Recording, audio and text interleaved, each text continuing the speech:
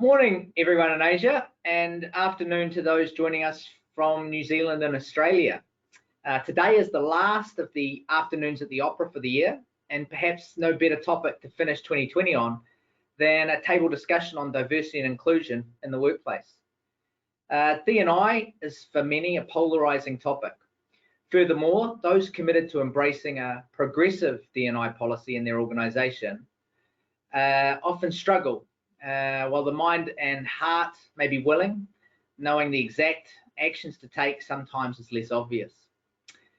To help us understand these issues related to D&I, Opera has invited 7 experts for today's panel. Each of our esteemed guests will be representing a particular interest group, and we've prepared questions that aim to tackle the thornier issues around D&I for them to answer. The format for the panel discussion will be that the panelists will be given 5 general questions that they will each answer. Panelists will be given 2 specialist questions pertaining to the interest groups that they represent on the panel. Questions have been prepared and shared with panelists prior to the discussion. Given the breadth of topics we hope to cover, time will be tight, and my job, aside from asking the questions, will be to manage the time. If we have time, we will also be taking questions from the audience. I'll do my best to keep it to 90 minutes, but no promises. Before we begin, I do want to make clear that this is a family affair.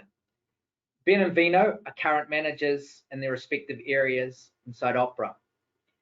Opera partners with Ashley and Helen on specialist projects. Callum is a client, Cara is my cousin, and Paul is an ex-Opera employee. But worry not. Being a family does not mean we need to hold anything back, as we embrace constructive dialogue and the knowledge that the love and respect is constant. So with the disclaimer out of the way, let us now begin. So, kia ora Cara, would you be kind enough to kick us off by introducing yourself and then giving us your thoughts on the first question for today, which is, what do diversity and inclusion mean for you? And what actions do you look for to indicate that organisations are actively pursuing a D&I policy that reflects the needs of the group that you are representing on the panel? Tēnā koutou, kia ora, hi. Yes, my name is Cara Nepiaputu. I live in Aotearoa, New Zealand. I come from a bicultural family. My dad is Māori, Indigenous to New Zealand, and my mum is New Zealand European with Irish and German genealogy, Paul's cousin. I am a proud mother of 3 children, and I work at the New Zealand Treasury as a principal advisor, predominantly focused on policy and Māori cultural intelligence, strategy and engagement. And with the first question like this to kick off with, is just a great scene setter for what's to come. For me, quite simply, diversity and inclusion are really about respect and understanding.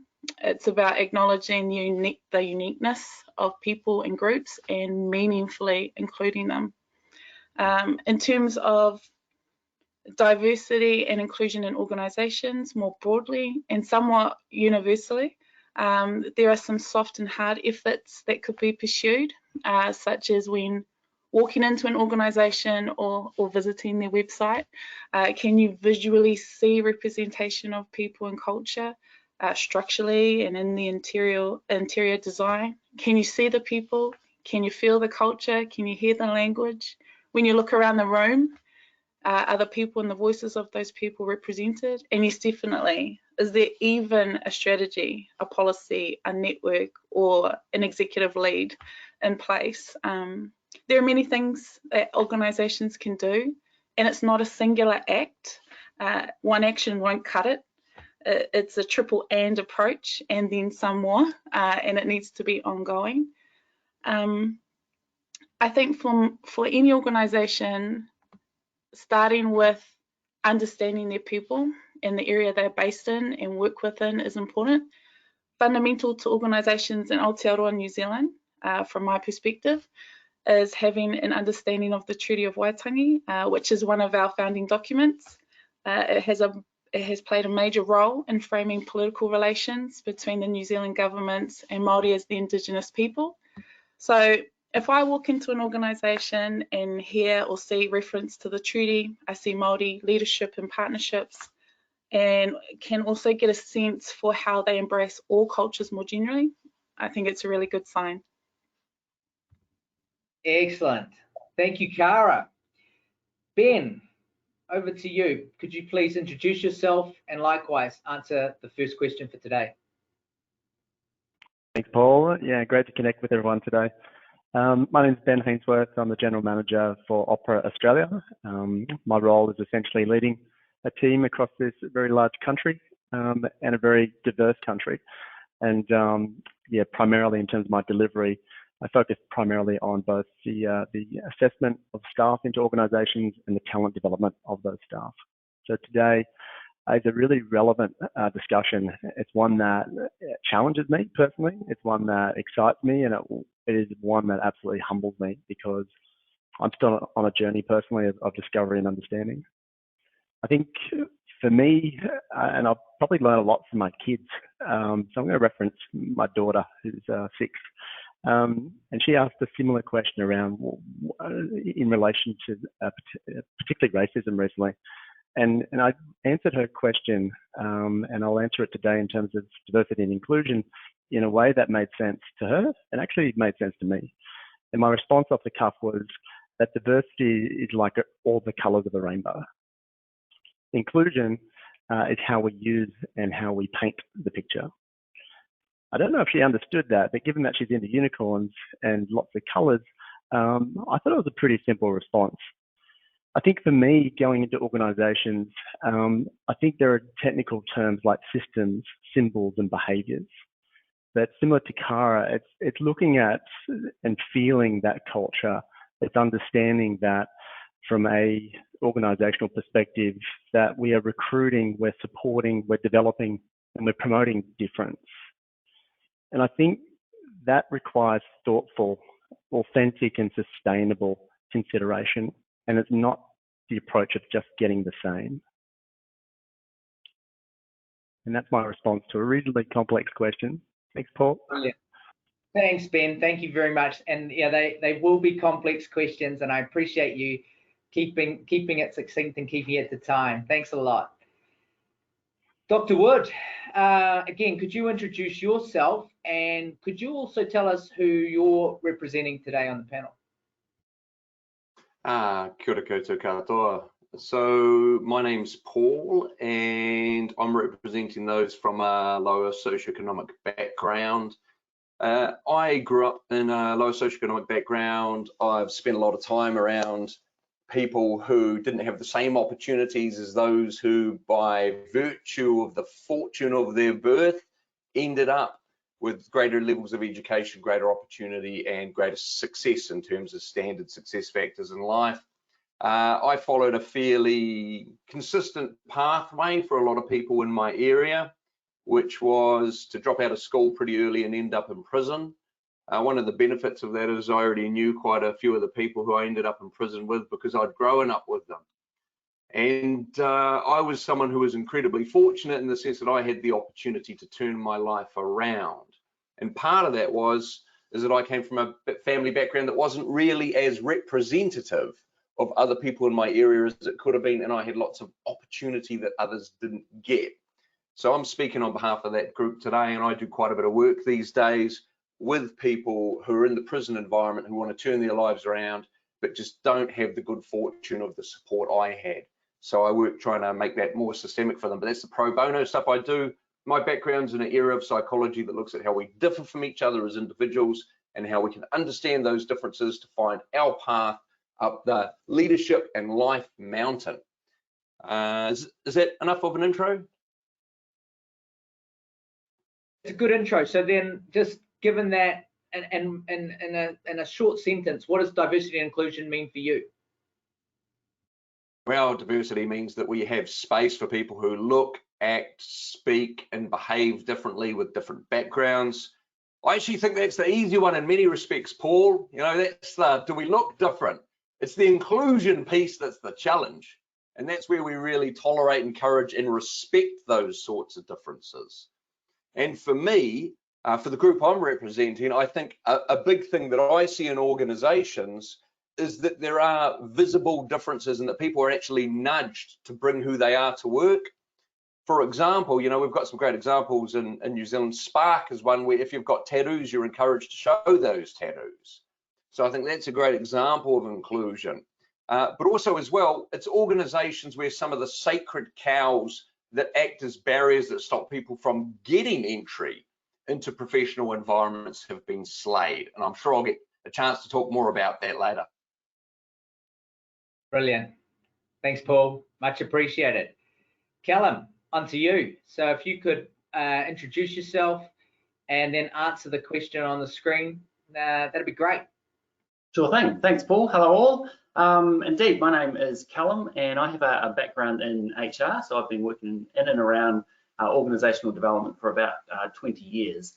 And I'm here today representing, I guess, the neurodiverse cohorts within workplaces. And so they're people with, essentially people who have been born with a brain that's wired slightly different from the norm. Those with autism, ADHD, dyslexia, etc. They're the sort of the big three, but there's a whole lot of others. And what diversity and inclusion, I guess, means for me in an organisational context is that organisations, they exist to perform, right?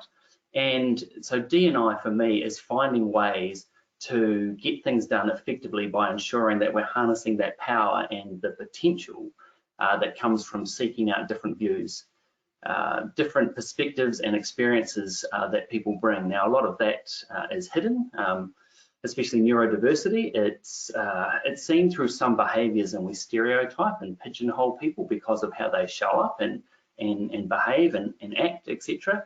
But that's not necessarily all that they're able to do, right? And I think my work now around HR and helping executives and managers to think differently and to bring different perspectives into, well, I guess, the discussions around the table is that we need to break down, and I love the word Paul used, sort of slay. I like the idea of slaying the management mechanisms that hold people back and prevent people from being who they actually are. Because if we look at that employee life cycle, there's a whole lot of stuff in there from a neurotypical or a normal, what's expected frame of reference, and a lot of people who are neurodiverse, none of that works for them, and yet they have skills and talents and gifts and superpowers that the organisation or that the workplace can really thrive and flourish if only they come out. So that's my mission, and I think diversity and inclusion and the indications that that's being done meaningfully is when people are asking those questions. Managers are seeking out different perspectives and allowing people to be who they actually are in a way that enables them to bring the best version of themselves. So that's my summary of what I think D&I actually is. It's enabling the unseen to come out in people. How's that? Very good, very good. Thank you. On to Helen. Sorry that I'm moving it along so quickly. There's some really good questions coming, and we'll just keep it going. So, Helen, the floor is yours. Fantastic, thank you. So, hi everybody. My name is Helen Juice. I English, live in Singapore with my husband and 4 children. I've been living here for nearly 9 years now. I run a consultancy called Include, which is a diversity and inclusion consultancy working with multinational companies to try and persuade, encourage, drag them to think about specifically gender diversity and thinking about gender diversity in a way that goes beyond just looking at women and thinks about men as well. A lot of the work on gender is all about women and doesn't look at doesn't include men, so hence the term Include. I also am the executive consultant to INSEAD's gender initiative. INSEAD is a global business school that has a base in Singapore. I represent a diversity and inclusion consultancy called Symetra across Southeast Asia. And I founded and still run Lean In Singapore, which is a global movement, which is encouraging women to start or join small peer-to-peer groups to help them address unconscious bias in the workplace and to support and encourage each other to succeed in however they choose to define what success is for them. So that's who I am. What does diversity and inclusion mean to me? So I was tempted to sort of go and drag out one of my definitions that I use when I'm training people on diversity, and I thought, actually, why don't I just think about what it actually means to me rather than what the book definition is. And for me, it's really about changing our workplaces so that anyone and everyone can thrive and have an equal chance of success. And that to me sort of brings the diversity and inclusion part together. It's not just about representation for the sake of representation, but it's saying, let's give everyone a fair shot, which may mean that we don't treat everyone equal. We might have to treat them differently to give them a fair shot, but that anyone can thrive. And it's really about those workplaces reflecting the communities or the countries in which they work, in which they serve. It should look like what it looks like when you step out the door. It shouldn't look any different. So that is what it means to me. When it comes to looking at the actions of companies, especially in the area of gender, what I look for are companies who are moving beyond this idea of it's just about fixing the women. This sort of idea that, oh, we'd have better gender representation if we could just train women more or teach women to behave more like men or whatever it might be. So those companies who are focused on fixing the women as opposed to including men, and it's companies who recognize that the workplace was designed for a 1950s man that doesn't exist anymore, and current workplaces don't serve men or women well. It's not, very few men have got a stay-at-home wife who takes care of the laundry and the kids so they can go to work unencumbered with any responsibilities, and nor do many men want that. Many men want to play an active role in the home and as parents. And so it's really about those companies who recognize that they need to change the workplace for everybody so that it fits with our modern requirements about how we want work to be and how we want life to be.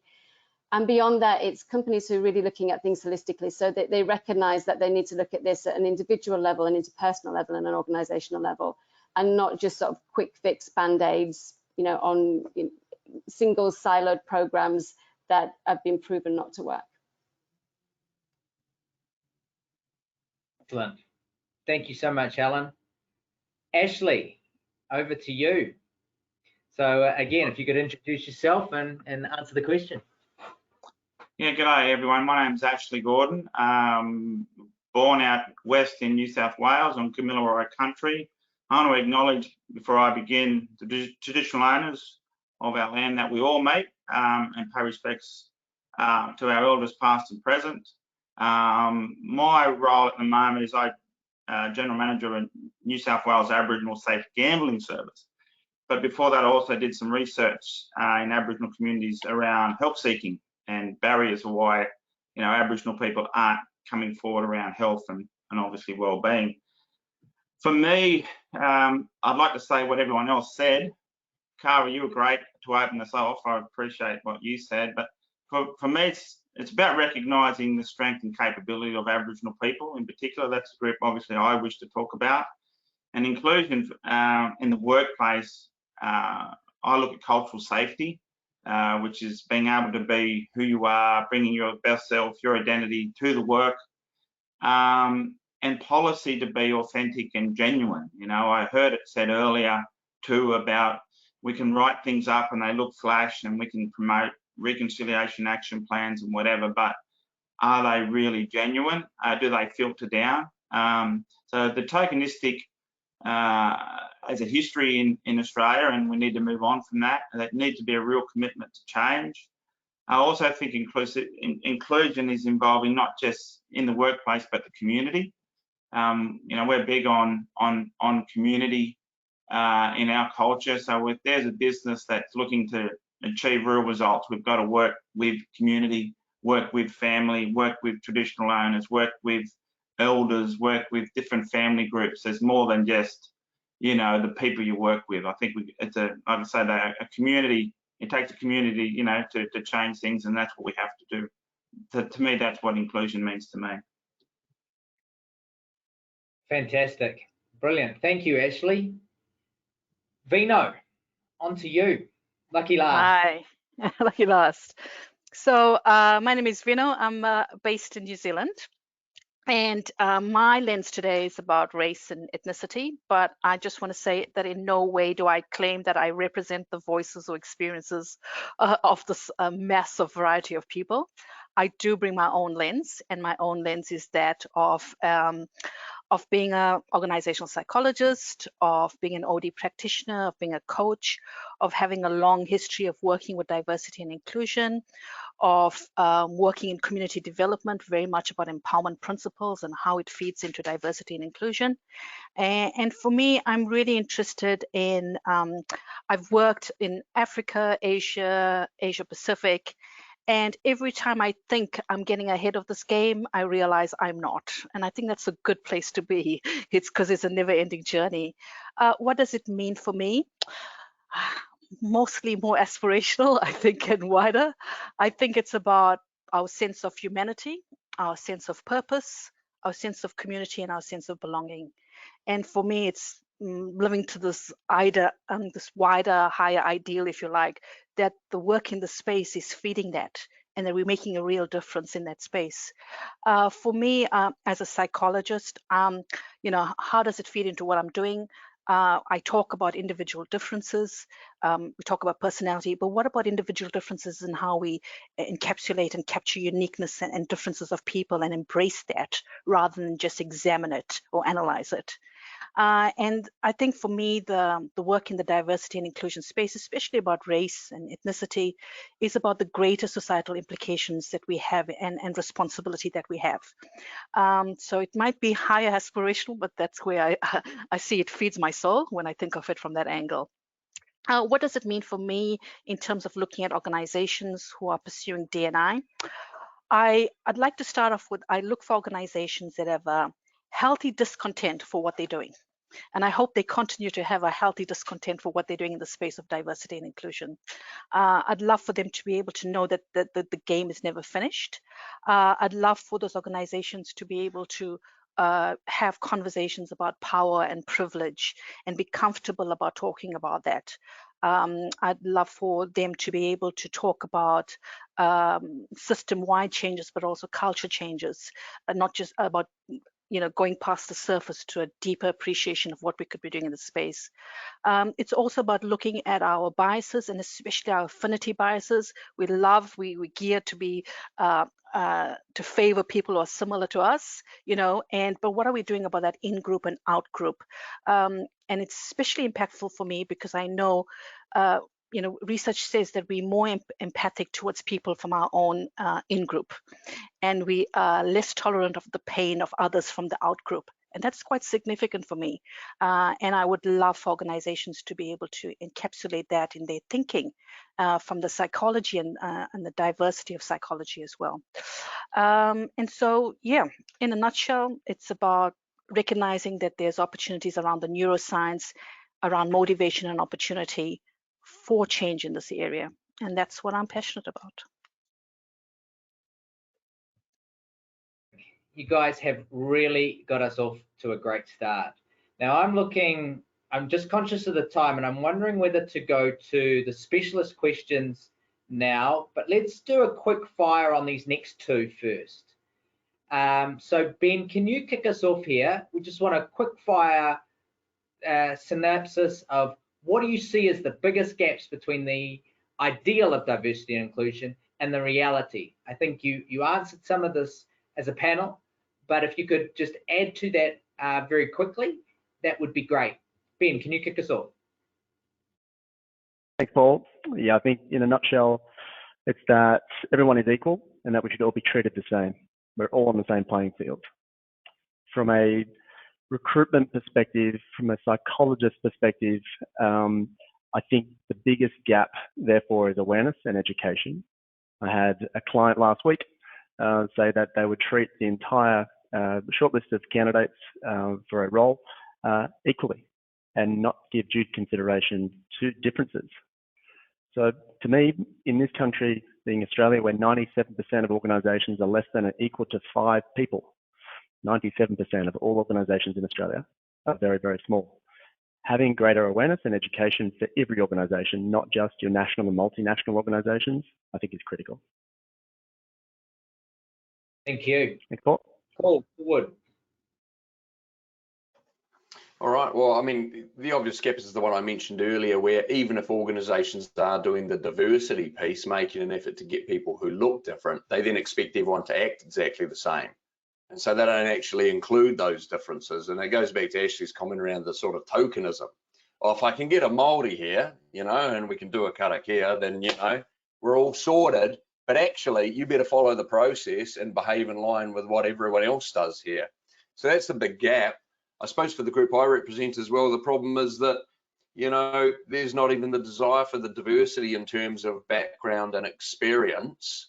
And there's certainly no inclusion in respect of some of the differences which pigeonhole you in terms of social class within New Zealand, which is even such an egalitarian society, still very much exists. And I'll talk more about that later. But again, the big gap, the inclusiveness, but even if you are doing the diversity, but. Great. Cheers, mate. Callum? Yeah, for me, I'm not sure if it's the gap or the cause of the gap, but I think it is that tokenism that a few have already raised. But so if D&I is about representation of society, or if, at the very least, your customer base,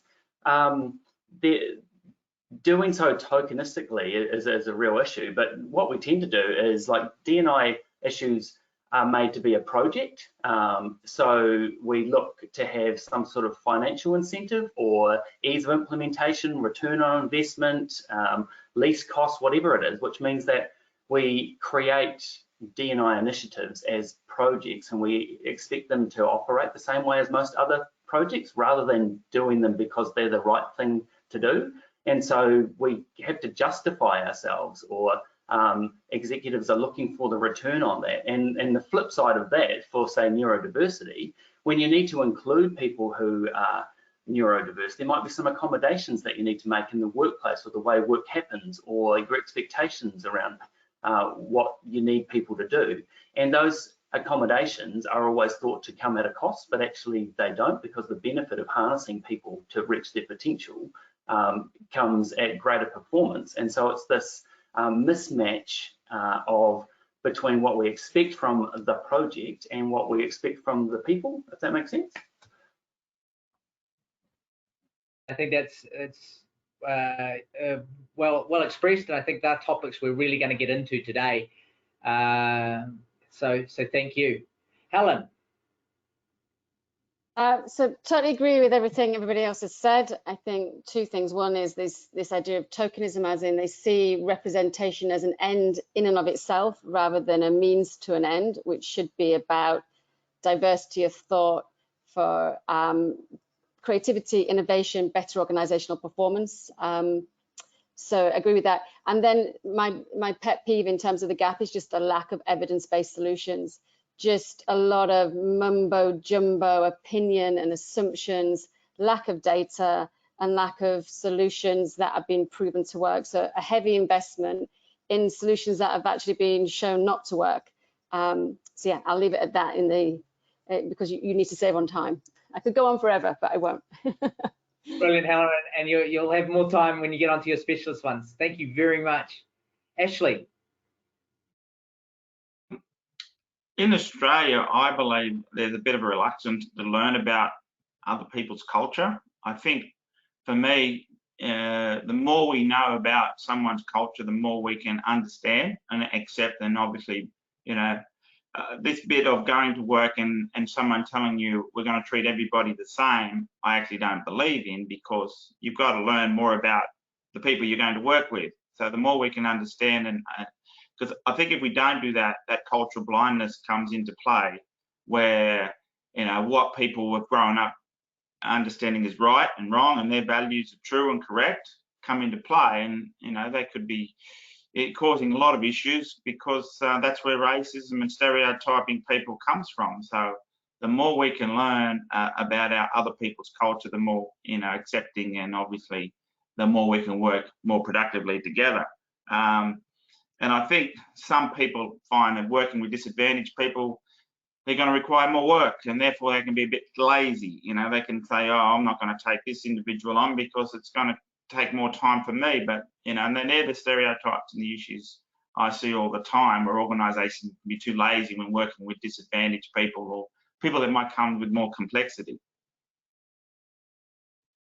Thank you, Ashley. And just listening to you guys, it is such a privilege to be here, just listening to all of these views coming through. And I'm really looking forward to hearing the specialist questions, you know, where you'll get to go into some of these in a little bit more detail. Cara, what do you see as the biggest gaps? It's hard when diversity and inclusion is still considered by some organisations as representing the others, or seen as a nice to have and discretional, when in fact it could be the much needed enhancement, solution and strength to an organisation, its people and the community, in short. Brilliant. Thank you. Vino. Okay, so I'll start with my pet peeve is what I call adjunct thinking versus inception thinking about diversity. It's the aftermarket additions that we add to diversity at the tail end of meetings or the tail end of conversations. That is my pet peeve. And why I call this is adjunct is that we add on rather than thinking about diversity at inception, which is diversity at the onset. And I think that's just a radical mindset shift that needs to occur, which prevents the ideal and the reality from being so fragmented. Another issue is that the dressing that we add, I think of it as a cake. We've got multicolored sprinkles on the top of the cake, on top of the frosting, but when you cut into that cake, it's one flavor, you know, so we really need to start thinking about this a little bit differently. And I also think about the challenges that of complacency when we give things the rainbow tick and think we're okay. I'm just running off on my head of some of the stuff, but definitely for me, it's also around the spouse and enacted values of organization. What we say we want to do, but what we actually enact and physically and practically do is very far removed from each other, in a nutshell. Brilliant. Thank you. Thank you, Vino. I'm going to go back the other way now. So I'm going to start with you, Vino, on question 3. And again, if we can make this quick fire, because after this, we'll get into the specialist questions. So sure. We'll be going the opposite direction. So what practices, if any, would you like to see mandated to improve inclusion in the workplace? And do you believe that a meritocratic process of selection needs to be balanced with the needs of other drivers? Cool. I think Helen referred to it earlier. I think the monitoring, but defining what progress looks like. It's incredible how companies have not defined what progress actually looks like and can't measure it.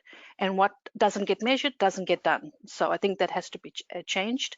I think the concept of multiculturalism, but demonstrated multiculturalism. And also a frustration of mine is that both academia and industry, we try to solve motivational problems with purely training solutions.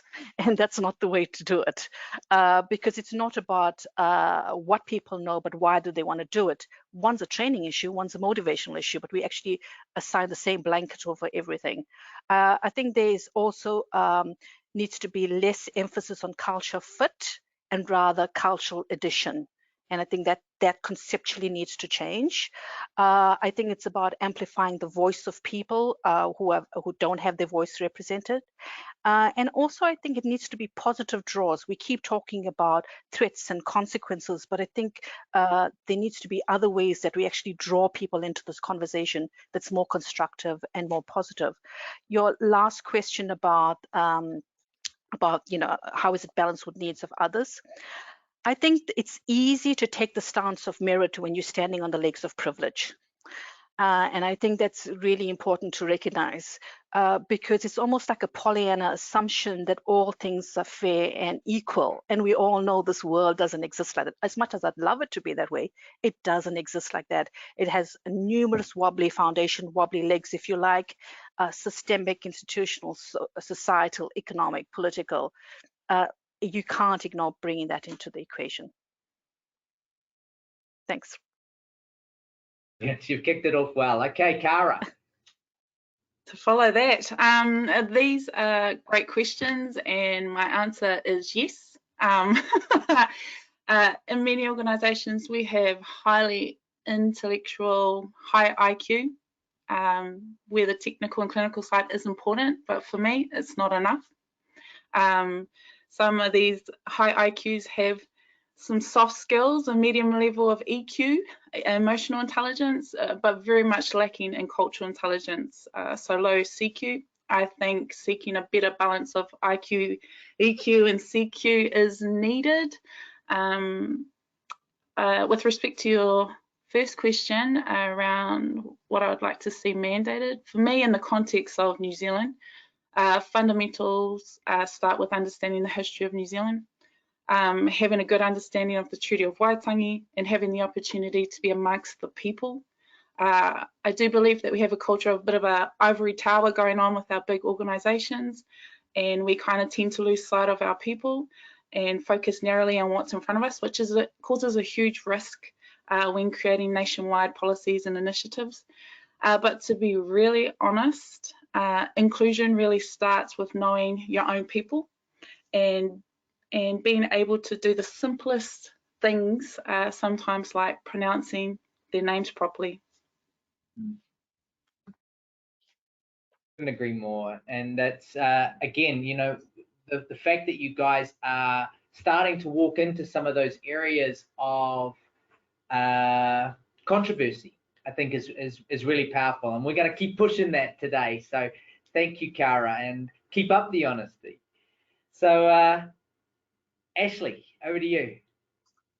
I agree with everyone again.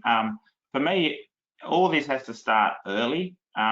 We can't start all these policies and often, you know, the dream when we get adults and get in the workplace. So for me, this inclusivity and working with disadvantaged Aboriginal people need to start, you know, young. It's in primary school, it's in high school. It's a cultural shift, a cultural change, and it's going to be really difficult if we wait till they become adults before we do anything serious. So to me, Australia has to change the way we do things, you know, as young people and youth.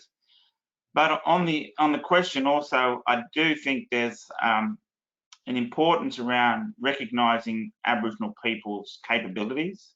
Like we said, that cultural intelligence, that knowledge that we bring to the table for any organisation, not just an Aboriginal specific role, but, you know, into an organisation. Now, we've learned to walk in two worlds. We're a very resilient population, but, you know, where does people go to learn about community consultation, you know, and building relationships with stakeholders? Well, I'd imagine that'd be a great asset and skill for Aboriginal people to have. So I think recognising their true capabilities, their strengths, you know, their ability to communicate with their own population, their own mob, is going to add value to any organisation. But, you know, we look at the capabilities that you require for a job. Usually cultural intelligence and cultural knowledge, cultural relationships, and, you know, aren't a part of it. And I think the quicker we can do that, you know, the more we will see true value in the workplace. Thank you, Ashley, and you know, I think that you guys are contributing to that education by being on this panel. So once again, you know, thank you so much. Helen. Yes, so mandate is pretty easy for me. I think this is about mandating those proven strategies. So not just the sort of, you know, ones that have come through empirical research, but ones where there's been proper randomized control trials and it's been shown in a real world setting to work. Why wouldn't you mandate it if you know that it works? So we know when it comes to gender and addressing the pay gap, you know, if you force companies to share what the salary bandwidth is, the top and the bottom, and make it clear that negotiation is expected, that can go a long way to reducing the pay gap. Flexible working policies as a right, not as a benefit. Flexible working policies for all. And then equal parental leave, you know, just and then there's a bunch more things that has been shown consistently that these work. So why wouldn't you just say, look, everybody just do it? I think I prefer that more than targets, but I think mandating those things will go a long way. And then when it comes to meritocracy, I mean, so alarm bells go off for me when I get this a lot in the conversations of how, well, you know, we do want to hire more women, but, you know, we've got to make sure that they're as good as the men. You know, this is about meritocracy. We hire here on performance. And, you know, there's very solid research that shows that when managers believe that they're making merit-based decisions, they're actually more likely to be making biased decisions than when they're not. So when a company espouses a value of merit-based decisions, and when managers reflect on that and say, I'm making decisions on merit, they're more likely to be biased because they're not checking their assumptions along the way. They're not managing for that bias, unknowingly biased, not consciously biased. So anytime people start banging on about meritocracy, I'm like, whoa, hang on a minute. And then the other thing is, it's building a little bit on Kara's point, which I totally agree with, is that, and there's evidence. So the work by Professor Scott Page, he spent 8 years looking at teams and what makes teams succeed on very specific and measurable tasks. And he, after 8 years of study, he came up with this theorem, this scientific theorem, that diversity, a diverse mixed ability team will outperform a high ability team pretty much every time. On complex tasks, pretty much every time, a mixed ability diverse team will outperform an expert team because of the diversity of thought, because what it takes one expert to be great they share the same mental toolkit, but in a mixed ability group, you've got the IQ, the CQ, the EQ, you bring all that together and it is been shown that you get better outcomes. So I always say, of course, you hire, somebody has to have the technical skills to do the job, and you hire the person for the position, but 90% of all the work we do these days is in teams. And you hire first for the position, and then secondly for bringing diversity of thought into that team, because that diversity of thought will give you better outcomes. And, you know, people are, most organizations I work at, profit organizations, they're self-serving. You know, their purpose is to deliver, you know, shareholder value, more money. And so I spend a lot of time linking what we do to outcomes, to this is going to be a way that you're going to get better creativity, better innovation, better performance. And the way to do that is with diversity of thought. So why wouldn't you? Why wouldn't you hire first for technical skills and then second for the diversity that that person brings to the team in terms of all those skills, as Kara said, the CQ and the EQ. Fantastic. Thank you, Helen.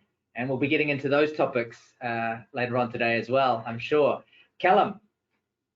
Well, Helen's pretty much just given my answer, which is great because I don't need to speak as much. I wholeheartedly agree with what you said, Helen, about diversity of thought, and to get those different perspectives around the table and actually flesh those out as well. So I'm not going to repeat that. What I will say is that what we need to do in terms of the balance is having a recruitment system process that is designed for that role, rather than use that sort of vanilla approach to every single role. They actually target the skills, but the backgrounds, the experiences, and where those people are as well. So they actually get quite targeted in that. So it's fit for purpose rather than fit for replicating who we've already got.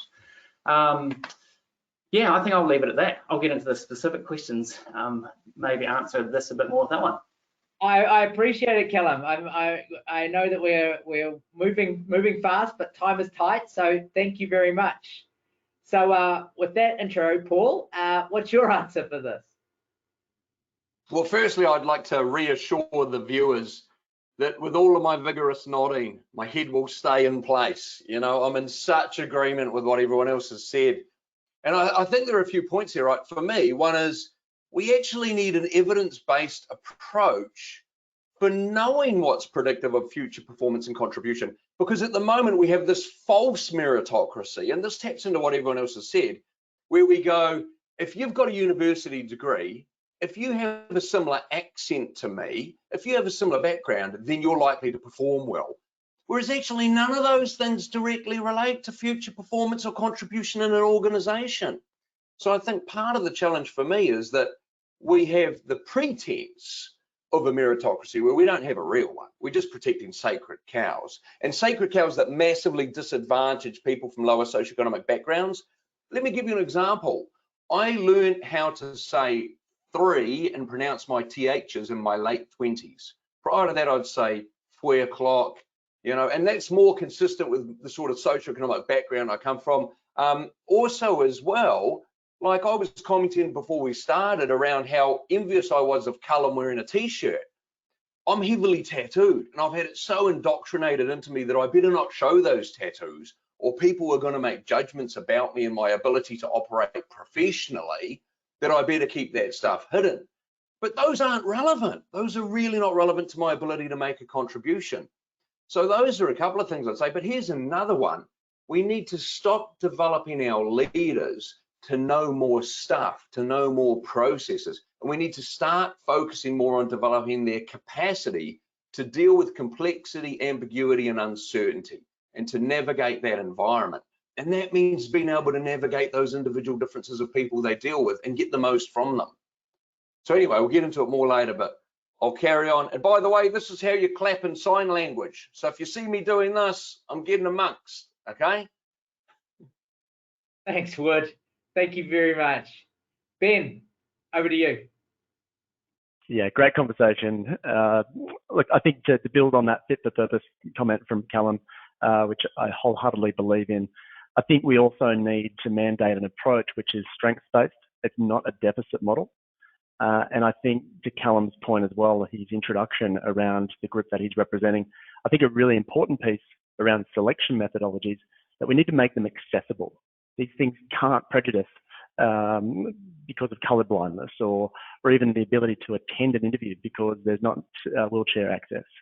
So I think we need to work with people's strengths. So that is a model and a philosophy that I think we need to buy into and mandate. Thank you, Ben. Thank you. And it's a nice way to close out the general questions. What we're going to do now is move into specific questions for our panelists.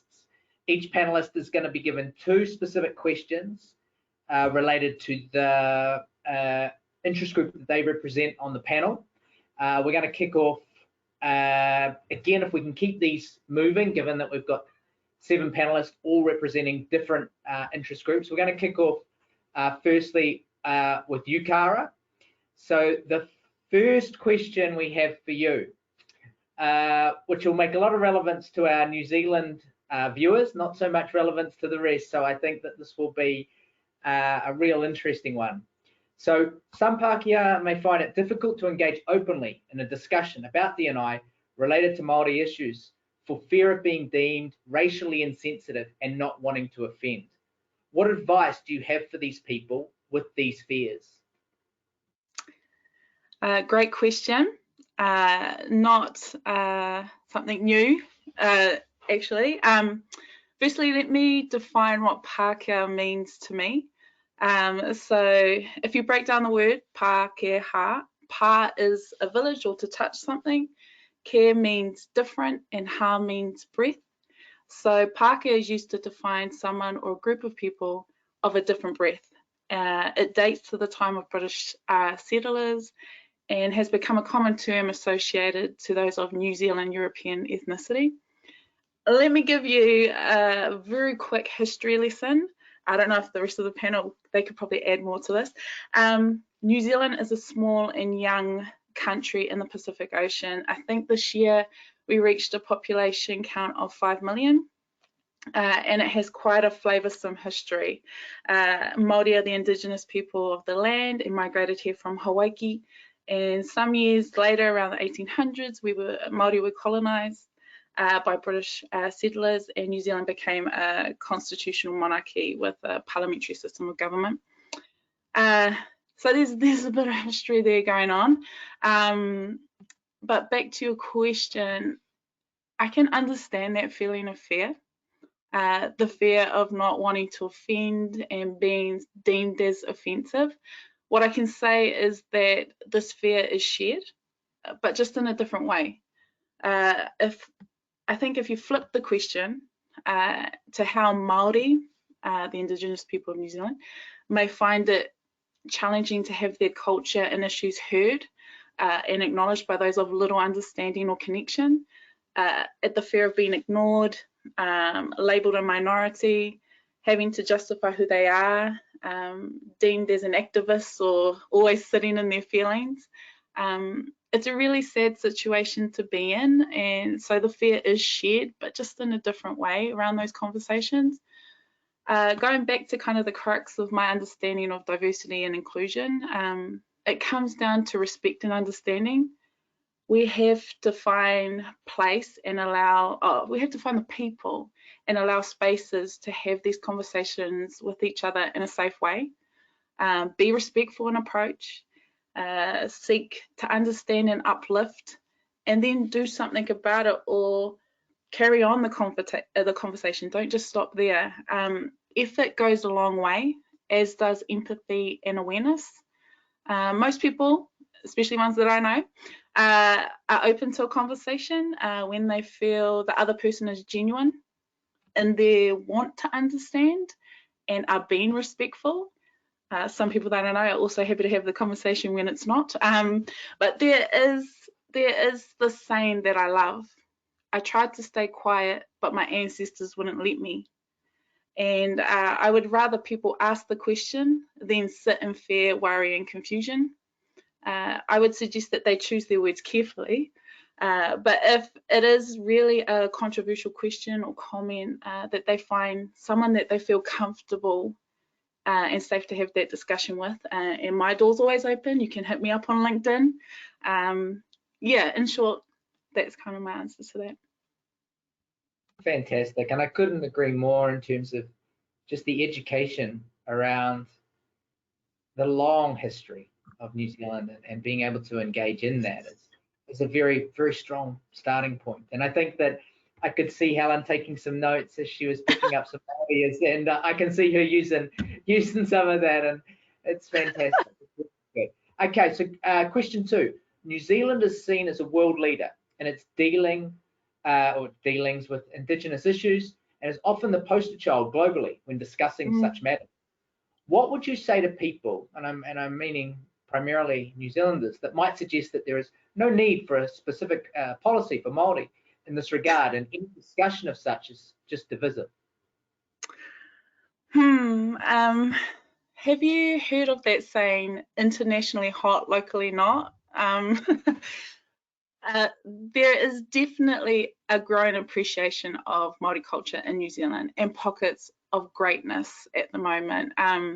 We have big communication companies partnering with tribes and promoting the use of Māori language, food produce organisations committing to greater leadership, representation of Māori by 2025. We have a female Māori moko kauae wearing Minister of Foreign Affairs.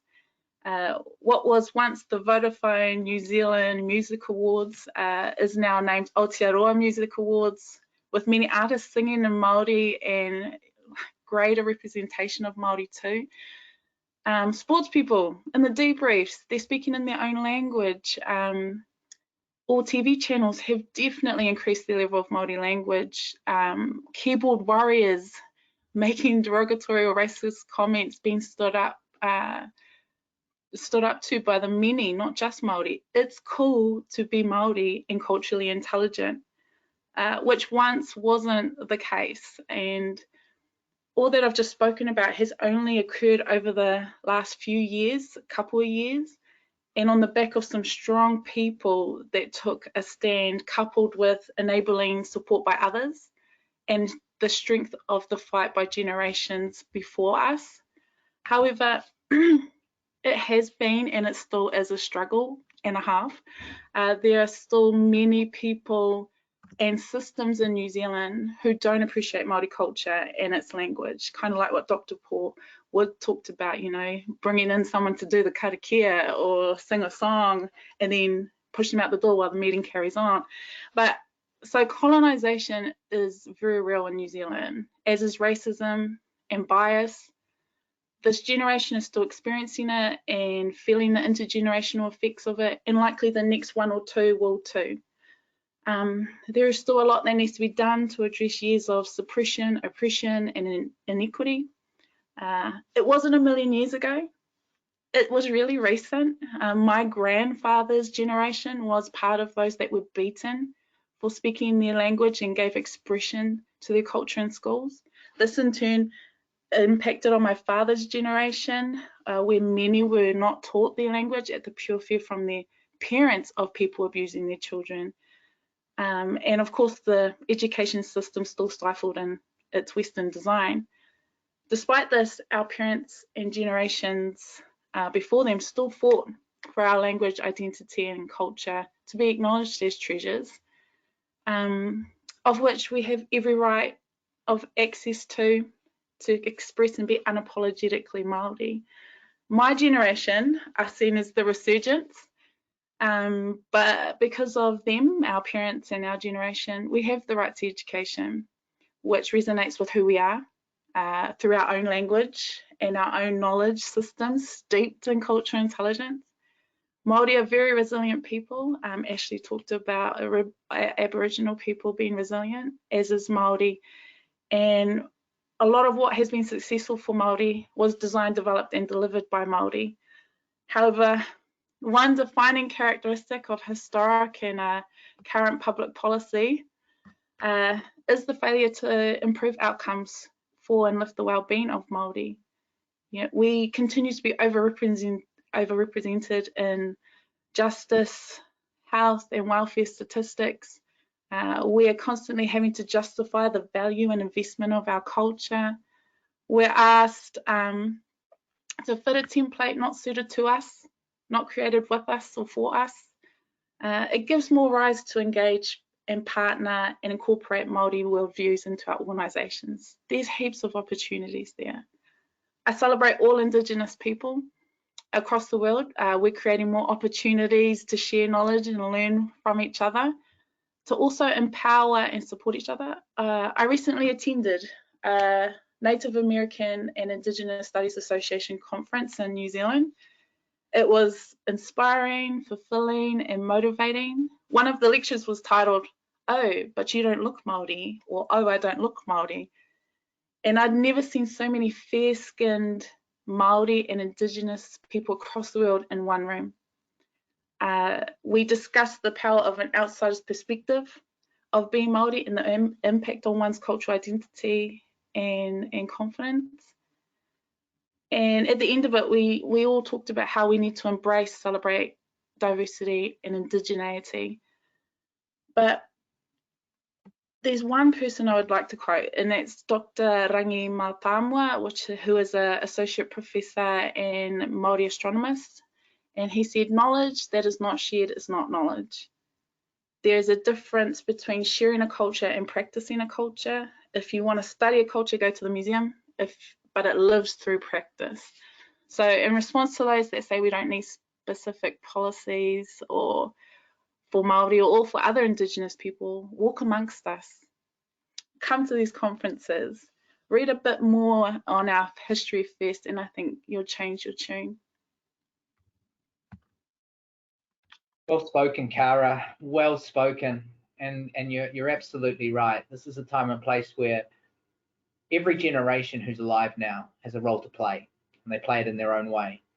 And I'd like to thank you from the bottom of my heart for agreeing to be part of this panel and speaking so well on this topic. By the way, I saw you like the Vodafone link up, and I don't know whether you know that 2 Degrees has done that up in Ngāti Porou. And so it's all go. It's all go. Thank you very, very much. So now, who's our next speaker? Next up is Paul, Dr. Paul Wood. So Paul, the 2 questions that I have for you. Firstly, can I just say yes, that is a photoshopped photo.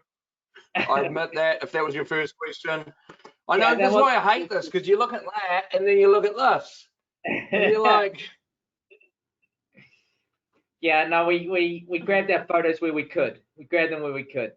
So I'll give you both questions and you can answer both of them at once. So the first question is, issues of social class are not often brought up in a New Zealand context when discussing diversity and inclusion.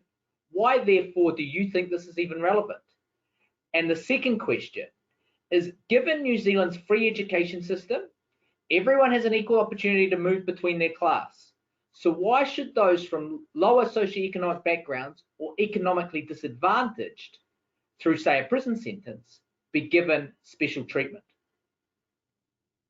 Yeah, look, I think there's a few things here, and it's interesting following you, Cara, here, because when you were talking, I was thinking about how, of course, like Māori, for example, in New Zealand, are massively disproportionately represented in the lower socioeconomic background. And I think the part of the problem with that is we have this tendency to assume that people's position in life is something about them and something that's different to us when we experience good fortune. And so in many respects, we mistake the poverty issue in New Zealand for a cultural issue or a diversity issue in that respect. I think that's one of the things that causes a barrier for us, actually. We go, oh, this is a Māori problem, or this is a Pacific Island problem, rather than going, there's an impoverishment problem here. And it's not a level playing field. I mean, like the whole idea that our education system is equal in New Zealand and that you can rise up through the classes is a ridiculous notion. It really is. You know, right from the outset, everything is against you if you grow up in a lower socioeconomic area. You know, you're gonna less likely that you're gonna get the food you need. You know, in New Zealand, and we are a fantastically privileged country compared to many, but in New Zealand, if you come from a lower socioeconomic background, you know, the chances are, statistically, is that you will come from a family that is not always able to provide food, that is not always able to put food on the table, and the food that is put on the table will be a lower quality. You're more likely to be exposed to alcohol, drugs, tobacco, crime. You're also more likely to experience lower expectations of you in the classroom. And we know from all of the research in this area that teacher expectations make a massive difference in terms of educational achievement and outcome. You're also more likely to come from an environment where university attendance isn't even on your radar. It's not even seen as an option available to you. You know, I used to really get annoyed by this when I was in prison, and I would hear people talk about how the people in prison have made a choice to be there. They've had the same choices as everyone. You know, let me give you a standard example of the type of people I was in prison with. There'd be people who came from multi-generational crime families, who as soon as they're about 4 or 5 are getting put through windows by their elder siblings so that they can go and unlock the doors for burglaries, and who come from these crime families where prison's just seen as a rite of passage, not something to be embarrassed about. It's just what you do when you get to a certain age.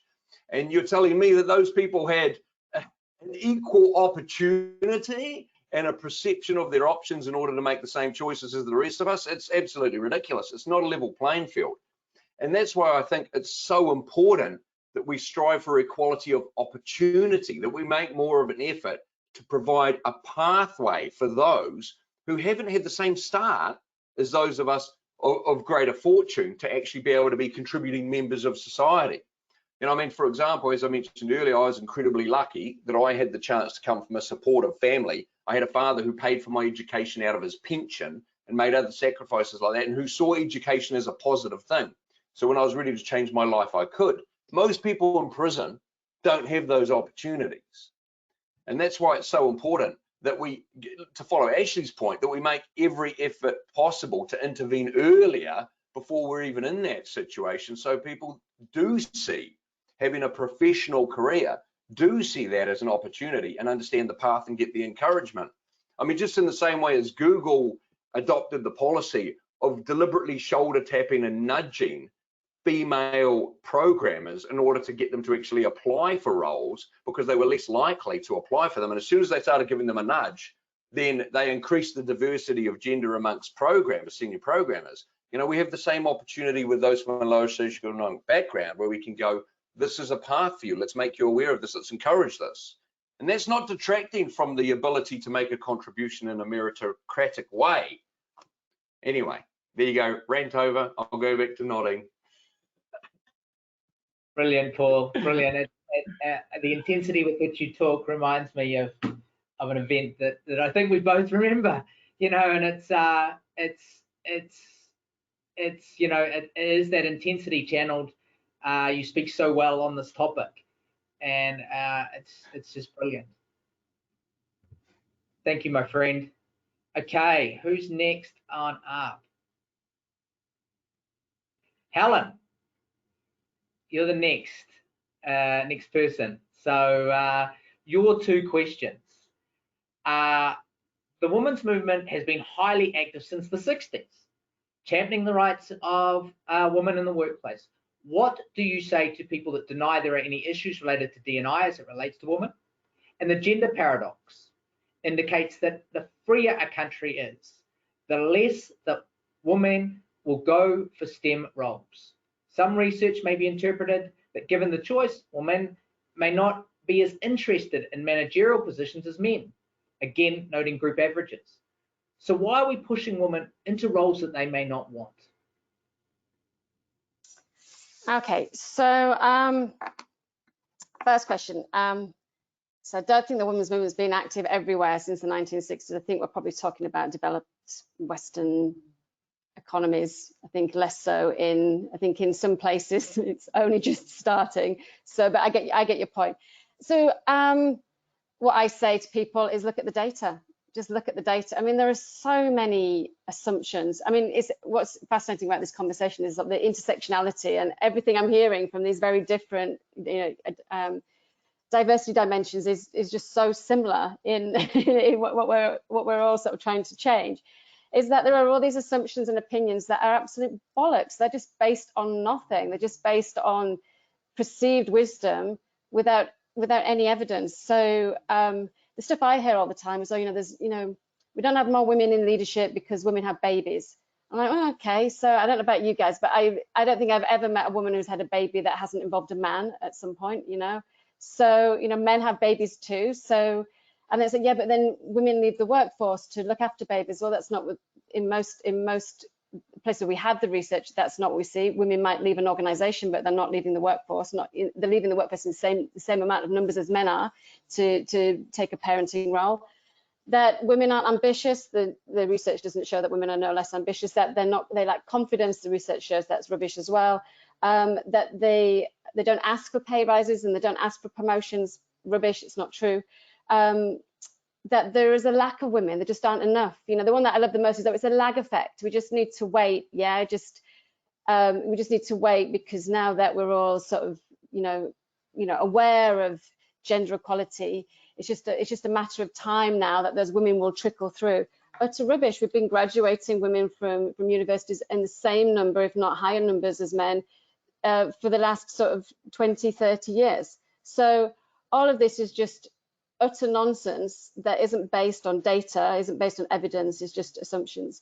So what I say is, and I think it's probably the same for all of us, is you've got to go back to the data, like show me the evidence, show me the data that this is not a problem, and use the evidence-based research to debunk these, to really just bring facts. Let's bring facts to it. The number one tool we have is the facts, the data, the evidence.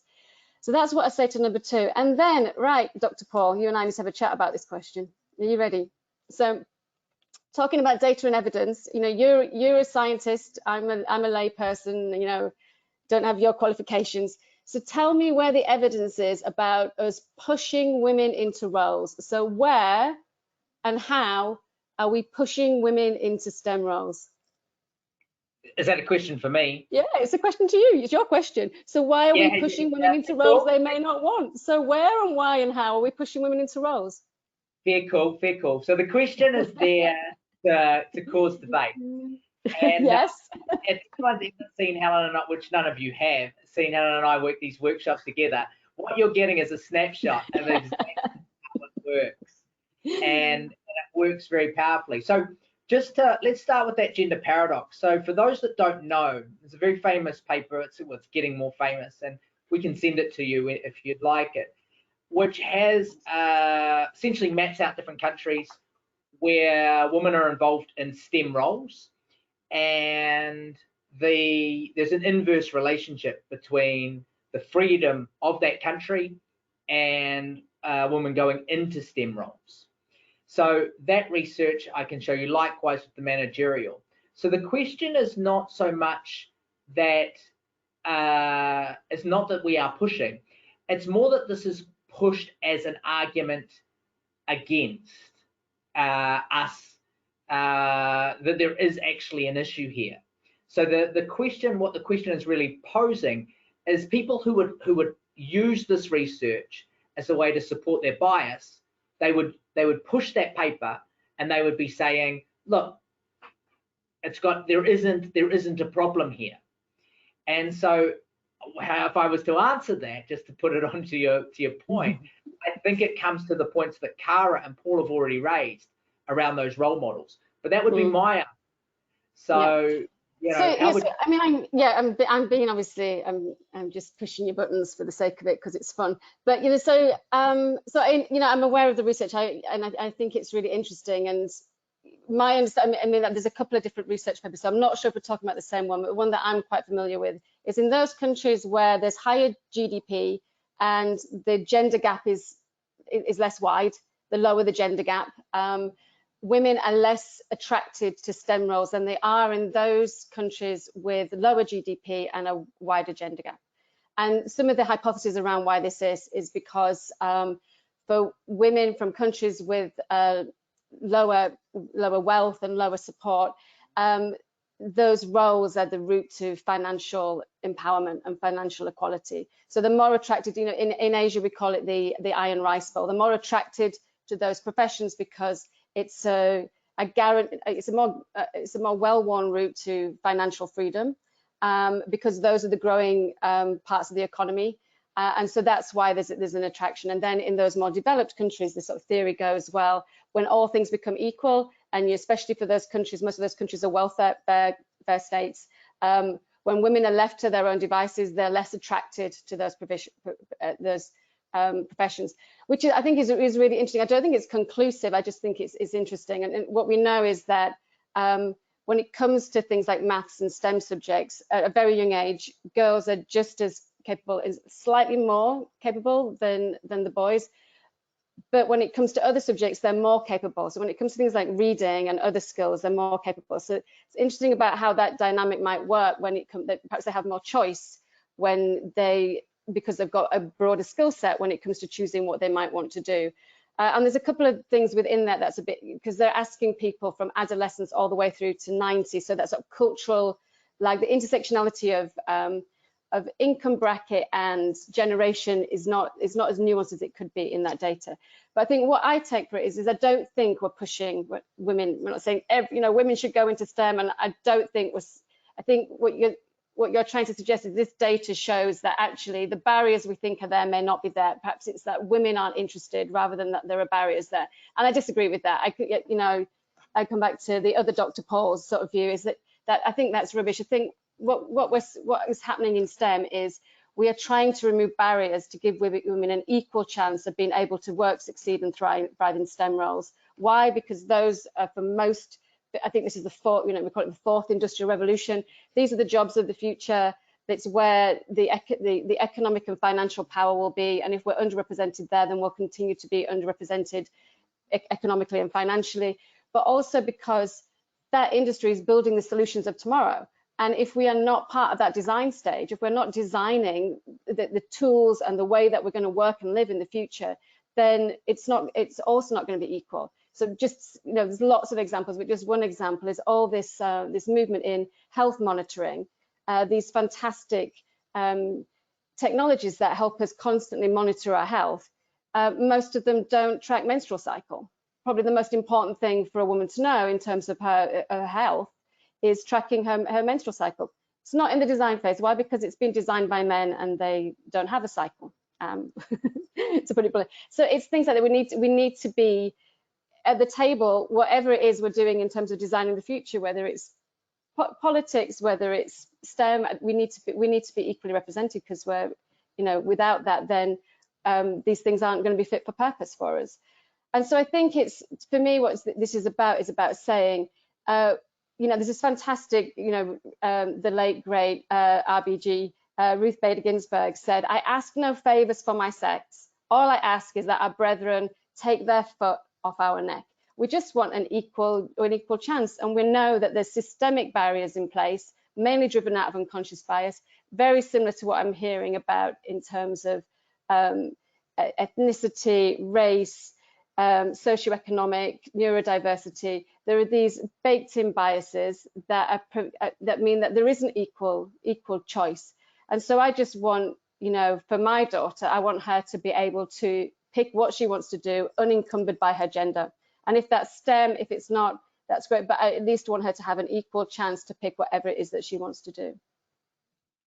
Fantastic. And I'll get off my soapbox now. It's brilliant. Well, this has been designed for everybody to talk from their soapbox, and you know, I just love the dialogue, and this is exactly what this is about. And I think that this is the style that is required to make these types of breakthroughs that we're doing. You know, I enjoy it when we do it in a workshop. I enjoy it in this forum, and I think that it is exactly what's required. Thank you so much. Thank you for your continued contribution, man.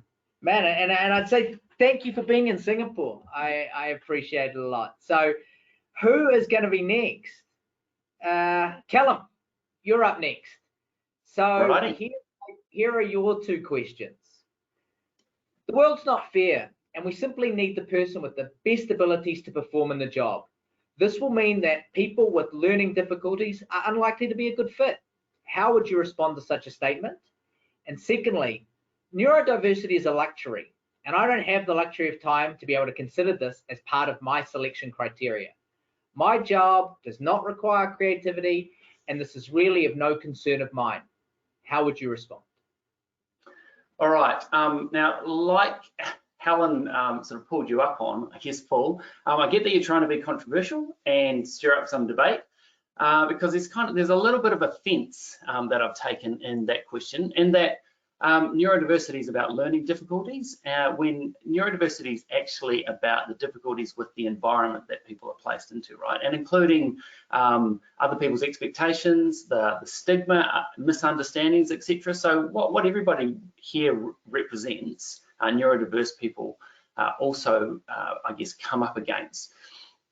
What we see is the struggle with neurodiverse people trying to fit into a world or a workplace, systems, processes that are not designed for them in mind, right? And so that's what we see when people are acting out or seem different, weird, not fitting, antisocial, whatever it is, right? So secondly, the assumption that I guess recruiting for fit, so in the question there is that people are unlikely to be a good fit.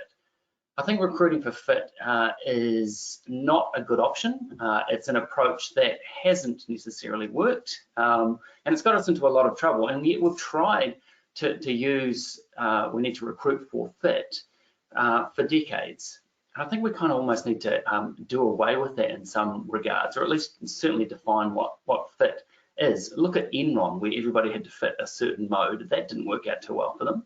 Look at the aviation industry, legal, finance, the medical professions, where people have to fit a particular mode or know their place, right? And which means that they don't necessarily speak up or speak out when they notice things that need to be spoken about or need to be pulled up on, right? And so it's like the whistleblower is the outlier, and I think we need to flip that, and possibly workplaces should have more whistleblowers, right? So what I'd do is I'd push back on your question, and I would advise two things. First of all, I would question why we shape the job we do.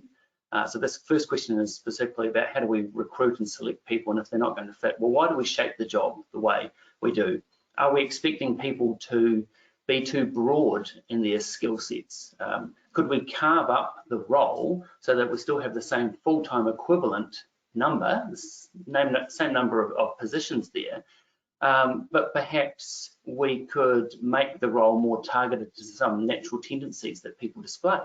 So stop advertising catch-all roles that require people to be team players, super social, collaborative, but also hyper-focus on particular pieces of information or whatever. So some things that may actually be in conflict when you come down, when you're expecting out of a single person. Like we almost look for superhumans, which kind of gets me onto the next point, is that why don't we seek out people that are a little different, right?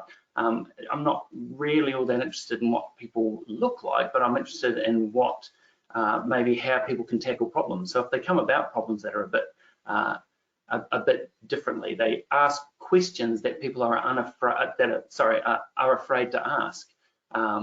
Do they look at, do they pull threads different ideas together in ways that other people can't, and they could create a solution for us there. So I think neurodiversity or neurodiverse people have difficulties in the system. So we talk about they may not fit or be a good fit. People with learning difficulties is in your question, Paul, but I think we also need to appreciate that while we might have those difficulties, the flip side of that is that there are some gifts, some talents, maybe even some superpowers, if you like, that we could harness as well. So while someone may struggle socially, they may be really, really, really good at pulling ideas together. While someone may struggle to read or spell, they may be incredibly deeply empathetic and be able to connect with people. And so you have those people to bring teams together, right? So that's my answer for your first question. The second question, the line that's offensive in there, Paul, is that neurodiversity is a luxury. It's not a luxury because neurodiverse people are everywhere.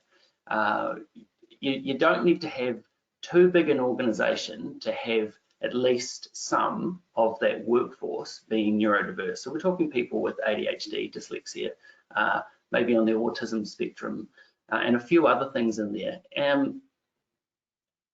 Close to sort of, and it's a catch-all as well. So neurodiversity is a really broad category, and none of those, none of the what we call disorders, unfortunately, or categories in there are the same.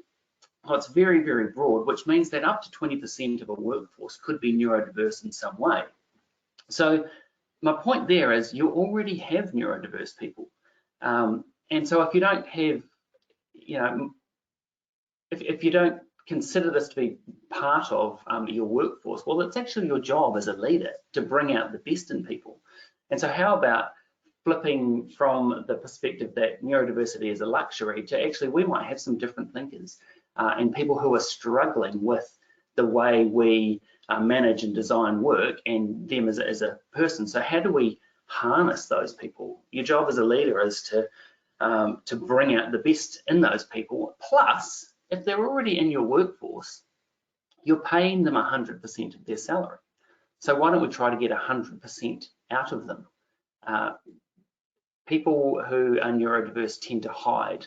They cap their own potential. If they don't fit, they don't necessarily put their hands up for extra things, right? And so how do we help those people fit? And if they're only giving 80% where we're paying them 100%, that makes no sense from a business perspective. So how about we try to get the most out of them by asking those people, in fact, all people, what do they need? How can we make your experience of work a wee bit easier? That seems like the thing to do, rather than say, well, neurodiversity is a luxury, I don't have time, etc. You probably get to know your workforce and you'll find that, you know, you've got different thinkers right throughout it. Here we go, there's my two answers. That is absolutely fantastic. A couple of points I really want to reinforce in terms of what you've spoken about is this idea that these concepts are not categories. This is a spectrum, and from a psychological perspective, that's what we know, and that spectrum is broad. And understanding that and understanding where I fit on that spectrum and how I have moved through, and I'm talking personally, from an education system that was generous to me to facilitate that learning through. I wouldn't be sitting here if it wasn't. And I think that what you're talking about in terms of the environmental changes as opposed to the focus on the individual and flipping that around is incredibly powerful. And I think those 2 points are really, really powerful. And the point I think that you make, and I want to pick up on this as well in terms of what Helen spoke about, which is that we can get research, but it's not till we dig deeper into that research that we start to see the flaws in it. And we certainly understand that from our perspective. And that I think is what's really required. And often the stuff is just used out of context. And I think the way that you describe that in terms of the diversity of teams and the way that diverse teams and what they really bring to the table, you know, is very powerful. So some real good take-home points. Thank you very much. Brilliant. Okay, who is up?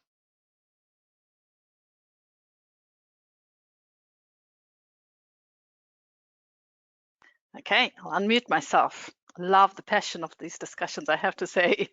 Just So, for those, you can read it straight away? yep, Good on you. all good. I'll just launch into it, shall I?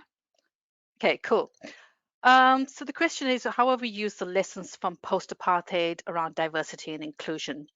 I think the first thing is that it is a country that had institutionalized and legalized segregation and racism.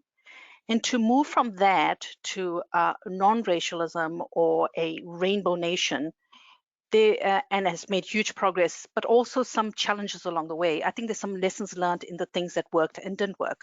So I'm just going to share with you today my sense of what that was, okay? The first thing I think is that it was really effective as a country in opening the dialogue around race and having those conversations.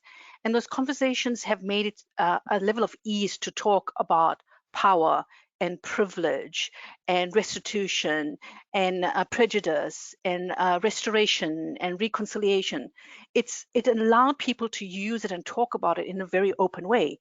And I think that was the biggest learning. And I have to say, you can't take that for granted, because if I look at the rest of the world, it's not an easy feat to be able to have those conversations and the ease of those dialogues. The second thing about it is that I think South Africa really challenged the melting pot as a flawed mental model. And I feel really strongly about this, because what it did was it assumed that inclusion was about a melting pot. But inherent in that is the idea that there is a single social and cultural product. And if you really examine that, it's often linked to the majority values and the majority goals. And so we're saying we want you to conform to this melting pot that's the dominant viewpoint, okay? So rather than take on the concept of melting pot, we talk about a patchwork. And I don't particularly like the patchwork analogy. I actually prefer what's called from a melting pot to a fruit salad approach of looking at it, because everyone retains their identity but infuses their flavor into the mix. And I think that's a much better way, because then we're preserving and capitalizing on the strengths of people. So for me, that's my take on one of the first lessons learned, is that how do we do that? The second lesson learned for me is around the power of discourse and association. So when I think about in South Africa, we renamed things. And what was the reason of having language and renaming things? I think it's so important, because discourse affects thinking. And unless we have language that is representative of people, we're going to absolutely affect thinking in the space. And I think South Africa, the one value we went from having no conversations and restricted conversations about race to people feeling much more comfortable having ongoing and uncomfortable conversations about race, having more conversations, deeper conversation, non-PC conversations. And I think that meant that we're having more courageous conversations. I think that is something that in South Africa is taken for granted, but I look at the rest of the world and I realize that's not a normal feat, okay? And it's definitely a lesson that they could be pulling from that. The other point I think is the diversity and inclusion piece, that the two have to go together. I think we give people the room. A lesson learned is that we give them the space in the room, but we don't give them the space for their thoughts and their way of life. So it's a bit like asking people, inviting them to a ball, but not inviting them to dance. You can't have diversity without inclusion, okay? So for me, that you got to have two pieces of the puzzle. The third concept I think that's made a difference is talking about representation of diversity and exposure. What happened was we went from Group Areas Act to being more exposed to people and having a greater appreciation for people as opposed to a category of race. And I think that that made a big difference. The second difference was in having diversity programs run by diverse multicultural group, not the dominant narrative. And I think that's really important, because I often find that when you go to diversity programs, people always say, let's have the real conversation after this program. And I call it the after conversations that occur. And what happens is that I think that by having people that are more representative of the diverse group, you got more chance of having the real conversations in the room, as opposed to waiting for an after session. And I had that experience when I went to the IOSCE conference, and everyone said, wait till the session's over, we'll have the real conversations then. So I think that's important, the importance of voice, but also giving people an alternative role models. You can never underestimate that we've been dominated by dominant role models, and having people of diverse groups gives people an alternative role model. And I think that's really important. I also think the lessons learned were around systems and policy not just being enough. And one example I can think of is that, South Africa had equity committees. But what happened was they were not supposed to just look at quotas. They were supposed to look at removing barriers. And what occurred was that they constituted the groups, but what happened was they weren't representative of the whole organization, and they had entry-level staff who didn't have decision-making powers. So that's my point about not just having a system, but having a system that actually enables a true voice and representation of people. And also, I think what you couldn't underestimate is the entrenched propaganda and dominance of stereotypes and inferiority around stereotypes. And I think what happened was that even if you bring people into the mix and have representation, you can't fight the entrenched inferiority messages that have been conveyed to them for decades. And it's something that you actively have to work on. And I think that's key, because Harvard, there was a study where they put Black panelists on interviews and said, we're going to have a much more representative panel. But what happened was they were selecting the white applicants because of that influence of the dominant messaging. So that's quite interesting, that it's just not system, but it has to be mindset change and culture change as well. I also think South Africa was good because what they talked about was legal and accountability reporting. So all enterprises had to start to report on being able to, and not just a compliance measure, but really reporting on differences they were making. And I think one of the other things is that restorative healing. South Africa was great in terms of having the process of restorative healing, but it wasn't enough. It needed to have economic restoration, and it needed to have restorative justice. It needed other pieces of work for long-term changes. And I think that's the next piece of work that needs to happen. The next piece of work is around managing the challenges on individualism and collectivism, which in Zulu we talk about Ubuntu, is that collective consciousness, if you like. I think that's a challenge of people fighting that, and it could actually be quite divisive for people. And then definitely working on the diversity and inclusion piece. So yeah, that's the first question. And the tricky second question. So the tricky second question is really about affirmative action and why are people so against it. I think people think of affirmative action as a euphemism for reverse discrimination. So, and take offense to it. And often they will say things like, oh, well, we are all equal under the law.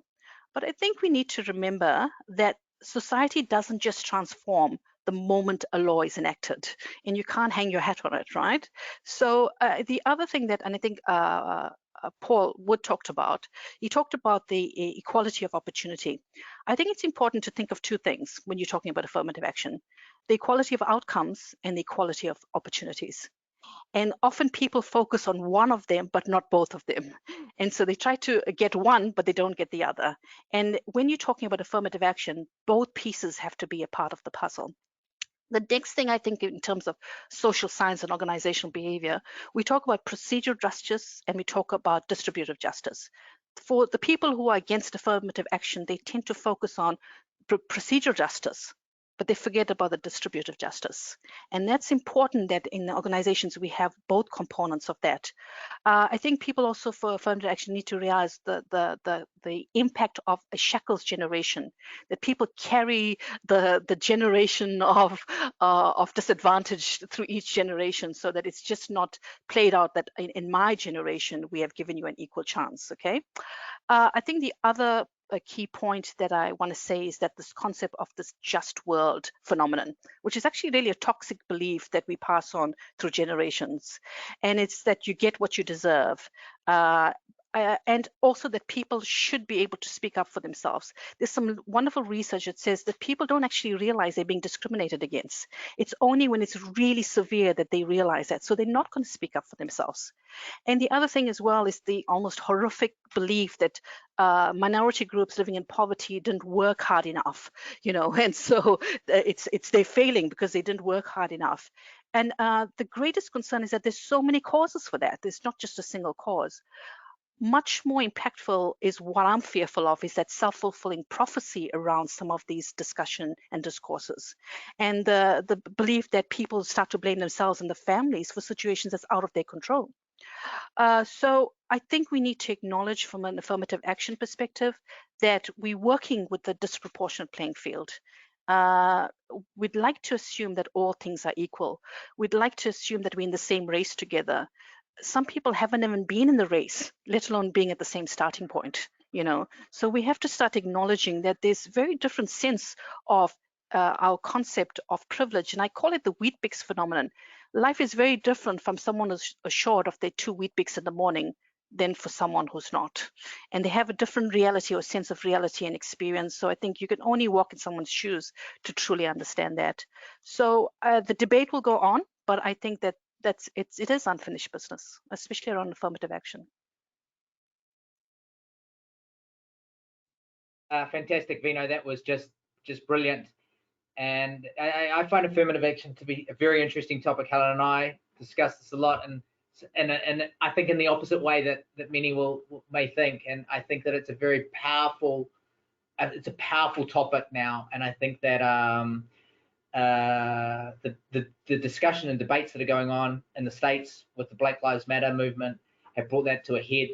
A book that I would really strongly recommend everybody have a read of is The Tyranny of Merit. I think it's incredibly powerful for understanding this debate. Thank you so much. Thank you so much. That brings us to Ashley. So Ashley, here are your 2 questions. What do you see as the unique issues that need to be addressed in an Australian context to create a greater level of diversity and inclusion for Aboriginal and Torres Strait Islanders in Australia? And secondly, for people that might say that this is an Aboriginal or Torres Strait Islander issue to solve and not something that I need to be concerned or involved in, how would you respond to that sentiment? Okay, well, I'll be quick because some of it's been said, but I love listening to Cara. You can come over here and teach cultural awareness training with me because we speak very similar. For me, just quickly, I was 2 years away from being born as flora and fauna. So when you talk about a nation, we're actually still very young. We weren't Australian citizens, obviously, till the referendum in '67. So, you know, a lot of my people, my family, my uncles, my aunties, everyone weren't even classified as Australian citizens, you know, and they've got children here. So when you talk about Gen Y, Gen X, we're actually quite young, you know. We've survived I believe the termination policy, the segregation policy, and all the rest, the assimilation and all the like. So for me, you know, the main things that come to mind is a treaty, which we missed out on.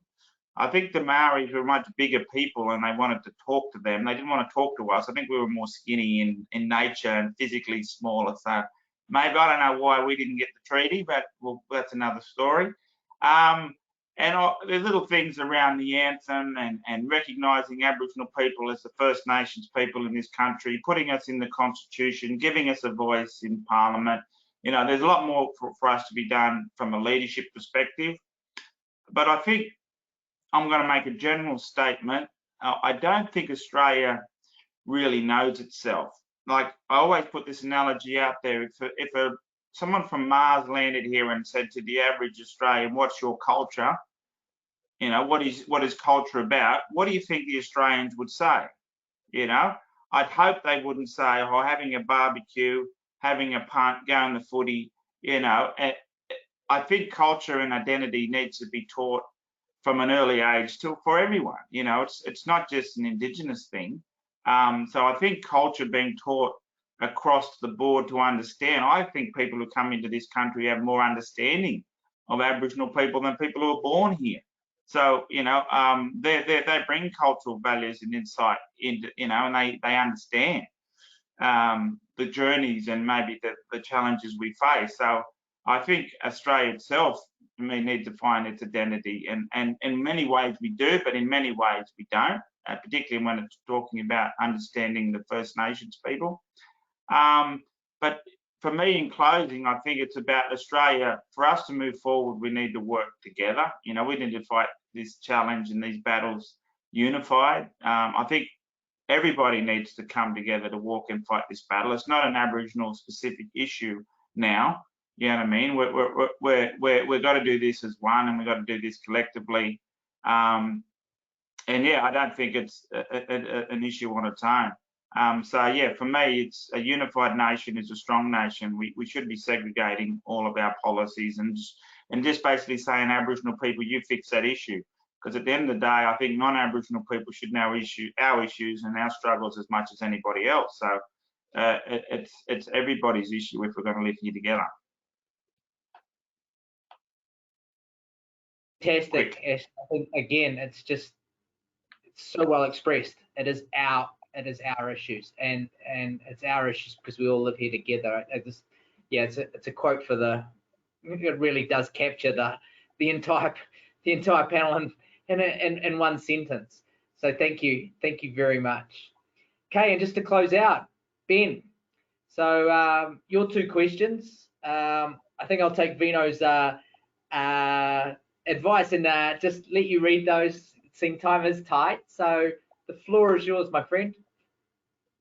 Thanks, Paul. Look, I would also like to just acknowledge off the back of Ash's response there, that particularly Ash has been an amazing mentor for me personally to be able to understand Aboriginal cultural issues over the past 15 to 20 years that I've known Ash. So thank you for taking me on that journey and supporting me, Ash.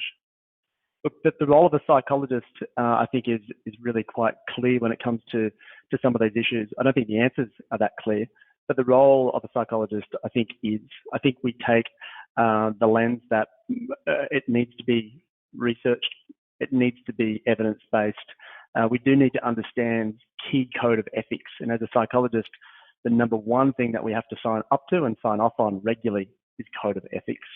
And this is not something that is black or white. This is something that ensures that we are really cognizant of these issues.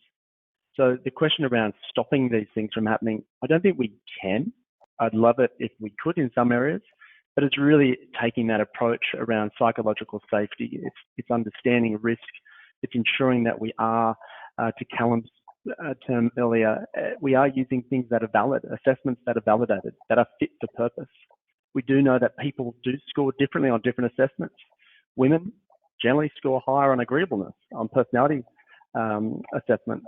We do know that younger men will score higher on gamified assessments. We do know that cognitive reasoning assessments are highly influenced by education and exposure. So if 1.7% of all students in Australia are Indigenous, how can we have a merit-based system where we can hope for diversity and inclusion? So we really need to understand that we have a major role to play in educating our clients, ensuring that we are held to those sort of really high standards and understand risk, psychological safety, and underpinned by these really cool codes. The second question looks at, I guess, a really interesting one around assessments of implicit bias. So assessments that are looking at things around our attitudes towards gender, our attitudes towards racism. The research is quite poor in that these assessments don't necessarily correlate that well or predict behaviour. So my take on that, and not to take up too much more time, is that let's focus less on the assessments. Let's focus more on the application. And as a proud applied psychologist, I think it's less about the tokenistic. It's far more about systemic and behavioural cultural change. So let's not tick the box. Let's not just do a cultural awareness 1 hour workshop. Let's shift it to Ash's point. Let's bring it early on. Let's educate and look at wholesale change. Thanks, Paul. Ben, and I appreciate you doing that so succinctly. And I think the point that you raised with Ash is really powerful, because obviously Opera's a tight-knit group, and we learn from your experiences. And so those influences that Ashley has on you, they then have an influence on myself, not being from Australia, not knowing the issues as well as I will the issues in New Zealand. So, I appreciate that. And so look, we do have some very quick fire questions. These have to be quick fire. These are going to be 30-second, just around the room. So what 3 things would you like to see introduced to workplace legislation to ensure greater diversity and inclusion? 3 things. I'm going to start with you, Dr. Wood. 3 things very quickly, and then we just go around everyone. Incentives for organizations to actually follow legitimate performance prediction in terms of their hiring, incentivizing that. Also incentivizing internships where organizations proactively go out and seek to provide people from lower socioeconomic backgrounds and prisoners with opportunities for internships in their organizations. I'm involved in some of that right now, and it is the way to go. So there you go. I'm just going to ask for 2 things. I'm not greedy. Very good. Very good. Vino.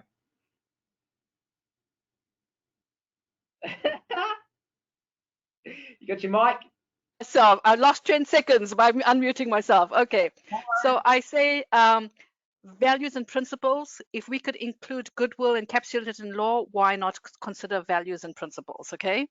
I would say the other thing is about protecting people's civil rights, but also the behavioral indicators around that. The difference between hate speech and freedom of speech. You know, there's the behavioral component around that as well. And definitely in terms of continuing our work on adverse impacts. I think there's a whole body of work of people who are well-intentioned but are not aware of the level of implicit biases that are occurring and the adverse impacts. So really putting that on the agenda as well. I'm done. Brilliant. Thank you. Thank you. Cara. From a Māori perspective, I'd say similar to Vino and Paul, setting an expectation for all staff on an effective level of cultural intelligence, particularly around the Treaty of Waitangi, a strong retention plan for Māori staff so that their knowledge is nurtured and grown wellbeing at the agency. There's a lot of taking, not a lot of giving, and more Māori representation in leadership. Perfect. Thank you. Ashley? Didn't mute myself. Organisational culture, obviously we really define that and see what our true values really are. But I don't like the term cultural competency being thrown around too loosely. So cultural awareness is a foundation at the beginning. You know, gaining knowledge is a part of that foundation. But for me, then it's all about, you know, people can do it and do the awareness, do the programs and the courses, but they don't have an appreciation. They don't have the respect. So there's a personal element that goes with cultural competency, and then you got to live and breathe it. You got to walk it and talk it. So obviously experience and those relationships with, you know, all the disadvantage and all the groups we're talking about. I just feel cultural competency thrown out too loosely. Brilliant. Thank you. Thank you very much, Ashley. Helen, 3 things. I've got 2. They're not specific to gender. I think they work for pretty much everything we've talked about. Is so proven policies where we've got stuff that we know that it works and it will work for all diversity dimensions, that it should be mandated that people just have to do them. Why wouldn't you? Doesn't make any sense.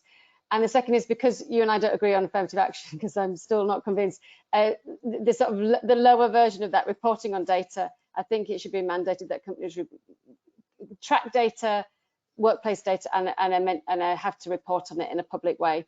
Because we know that when people have to report on things, it forces them to look at it a little bit more carefully and to give it more focus. Brilliant. Thank you, Helen. Thank you so much. Callum.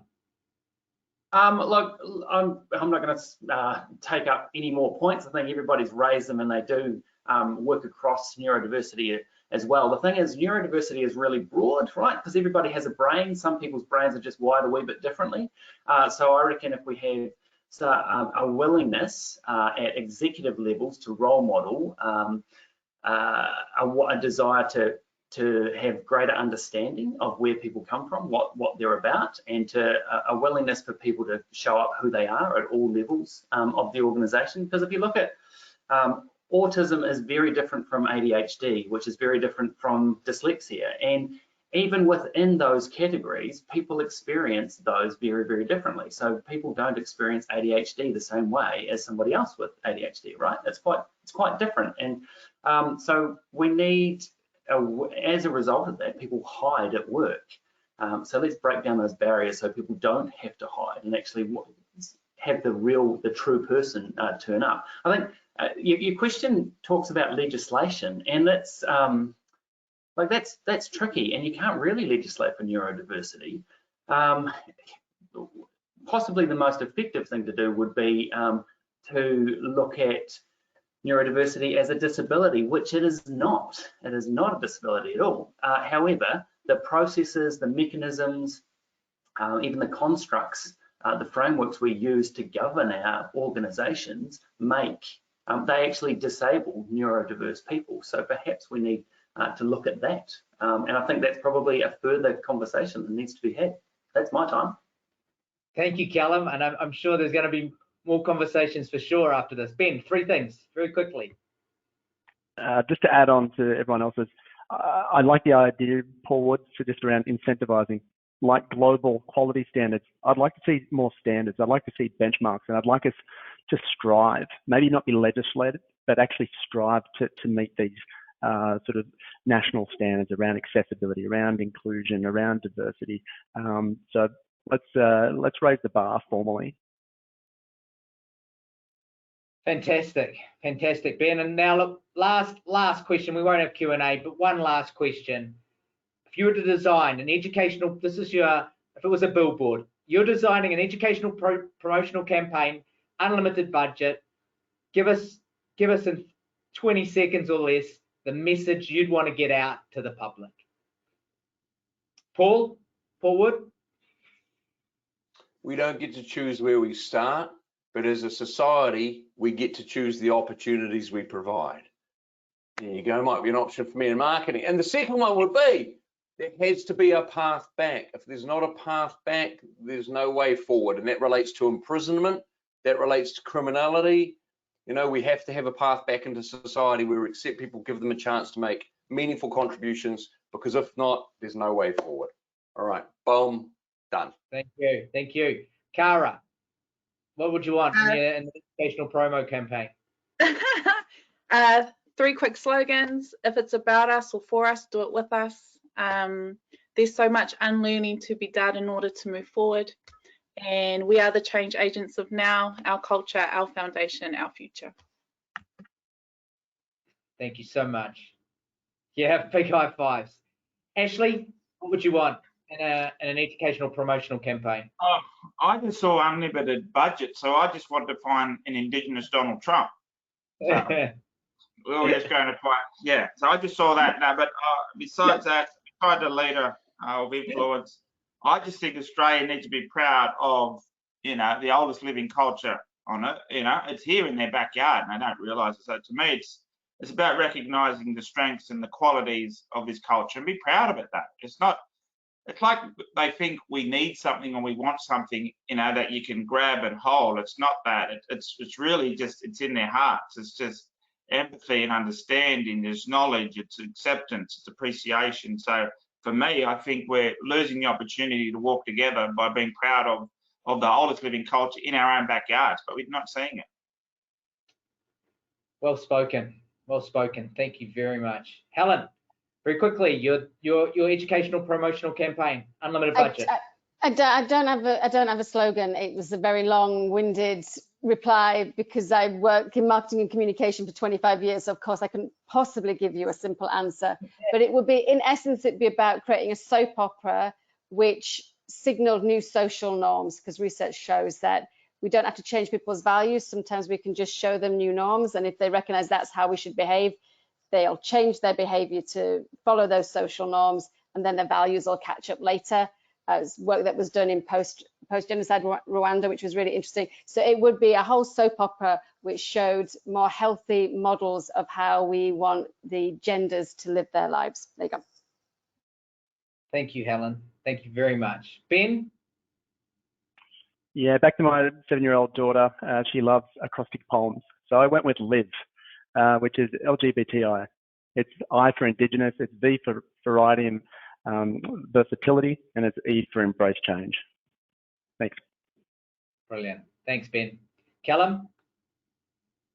A nice build into this, because like Ashley and Helen, I also saw the unlimited budget, and so it's not Billboard, it's not even a soap opera. So I reckon what we do is create an alternative production company to Netflix, and we would call it Neuroflix. And so that showcases the gifts, the talents, the superpowers of neurodiverse people, like we're talking a whole production company here. So and we're showcasing that, you know, the goodness that people can bring, because I think we need to reframe and reimagine and even probably re-educate the stereotypes, the stigma, the perception that people have around neurodiversity, which have been formed by really bad portrayals of people with neurodiverse characteristics in movies. Like when I say autism, people think of Rain Man, which is the worst example and possibly the most extreme, but the least common display of autistic tendencies, right? Think of dyslexia, you think of learning disabilities, which in your question, Paul, it's not necessarily that, right? So I reckon we, you know, reframe that with a whole lot of brilliant shows and movies, etc. And flip the script and the whole campaign so that neurodiversity is seen for the gifts and the superpowers rather than the deficits, so that neurotypical people, the majority, the middle of the bell curve, eventually really actually want to be neurodiverse themselves. Because what I find really interesting is that we hold up business leaders as the, you know, the people we hold up, the business leaders, sorry, that we hold up as the gurus are actually neurodiverse themselves, all the way from Einstein through to Bill Gates, Richard Branson. You know, they've all got brains that are wired differently, and we hold them up really high, and yet the conditions that they have are termed as negative, and yet they've got to where they are because they think differently, they've come about things differently. So massive production companies showcasing all that, it'll be huge. Like, we're talking massive, on the internet. I love it, Callum, and I think it's not even about it's not even about the middle curve wanting understanding it. I think it's them understanding as well that we are all neurodiverse, and that is the whole point. And I think that you made that really, really well. Vino, just to close us out, your billboard, your campaign, Unlimited. I would end with a challenge and hope. My challenge is that the way we deal with the spectrum of diversity, it's this progressive, bite-sized approach. And while we're working in this bite-sized approach, we tell people, you wait in line, we'll get to you sometime, okay? So rather, if I had unlimited budget, let's look at the whole spectrum of diversity, disability, the whole spectrum, rather than doing the work that we're doing in diversity inclusion in this bite-sized modular way that we're doing it with, right? Which is more divisive. The second thing is around hope. For me, it's a Nelson Mandela quote. He said, no one is born hating another person because of the color of their skin, their background, or their religion. People must learn to hate. And if they can learn to hate, they can be taught to love, because love comes more naturally to the human art than its opposite. Wow. What a place to finish. What a place to finish. Well, thank you for sharing your love today. Thank you for being able to be part of this. And, you know, I really appreciate you to use a Kiwi term, keeping it so real. And keep it real is what we do. And there's an international audience watching this. I truly appreciate the input that you've had. I appreciate you as people, the things that you stand for, the work that you do.